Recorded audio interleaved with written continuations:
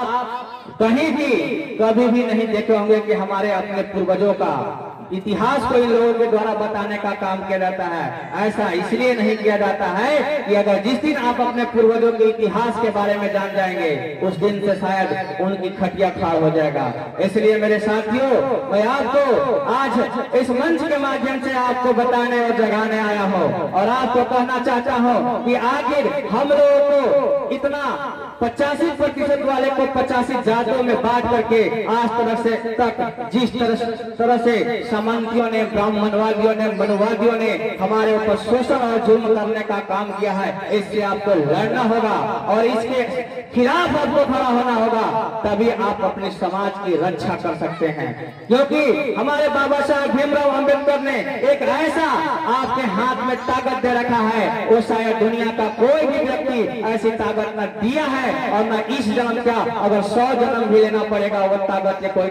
नहीं दे सकता है। मेरे साथियों, बाबा साहब भीमराव अंबेडकर ने राजा के बेटा यानी रानी के कोख से पैदा हुआ बेटा को भी एक ही वोट का अधिकार दिया है और आपको भी एक ही वोट का अधिकार दिया है। इसलिए आज आप 85 वाले इतना पीछे क्यों हैं और 15 वाले इतना आगे क्यों हैं? क्योंकि इसका मुख्य कारण है कि हम 85 वाले को 85 तरह के बात बता करके हमें 85 जातों में बांट करके हमारे ऊपर शोषण और जुल्म किया जाता है। इसलिए आपको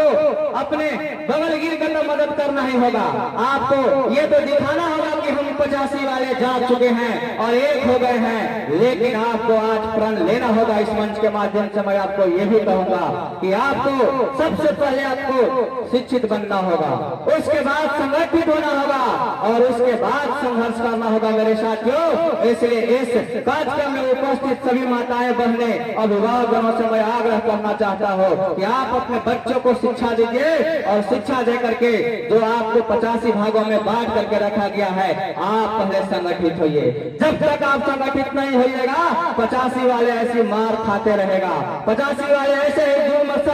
बर्दाश्त करते रहेगा। क्योंकि आज आप जाइए किसी थाना में, जाइए कहीं कोर्ट में, आप अपने लोगों से लड़ जाते हैं और छोटी छोटी बातों में आप लड़ करके थाना में चले जाते हैं, आप केस करते हैं और आप उसका सहारा लेकर के आप अपने समाज के लोगों को कमजोर करते हैं और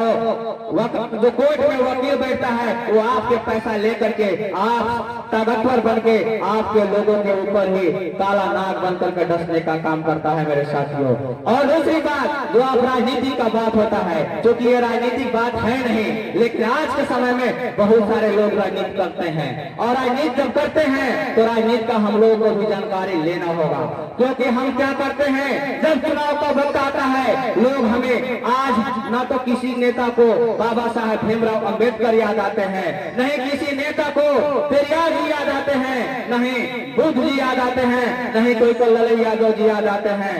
आते हैं तो हमारे समाज के जो लोग शिक्षित हैं, जो अपने आप को बहुत बड़ा विद्वान समझते हैं, लेकिन अपने चंद फायदों के लिए हमारे समाज को आज तक गर्त में ढकेलने का काम करते हैं, हमारे समाज को गुलामी की जंजीर में जकड़वाने का काम करते हैं, वैसे लोगों के पास जाते हैं और चुनाव से 1 महीना 2 महीना पहले उनकी परिक्रमा करते हैं, आपकी परिक्रमा नहीं करते हैं। क्योंकि वो लोग जानते हैं कि आप लोग जो है किसी एक के बस में हैं और आप जो है विखंडित हैं, आप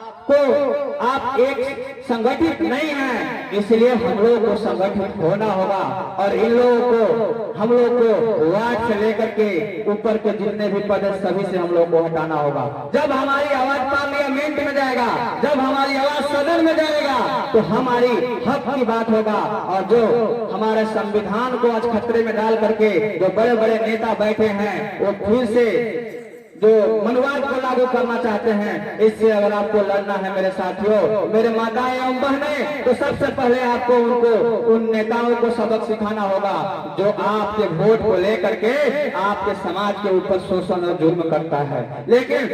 जब आपके समाज के ऊपर अत्याचार होता है तो नहीं खड़ा होता है। आपने बहुत सारा घटना देखा होगा, आपने देखा होगा कि आपके समाज के 85% वाले लोग अगर कहीं भी किसी भी तरह का जलील होते हैं वो बड़े बड़े कुर्ता पैजामा पजामा पहनने वाले नेता आपके बीच नहीं आते हैं, लेकिन उन्हीं समाज के लोगों को जब अत्याचार और शोषण होता है तो न जाने लाखों और कितने हजारों में भीड़ लग जाता है, उनके नेता का आगमन हो जाता है। इसलिए आज आप लोग को प्रण लेना होगा और आपको इस भीम आर्मी को आपको तभी लोग मजबूत कर सकते हैं। बाबा साहब भीमराव अंबेडकर की आवाज को और आइडियोलॉजी को आप तभी आगे बढ़ा सकते हैं। किसी ने कहा था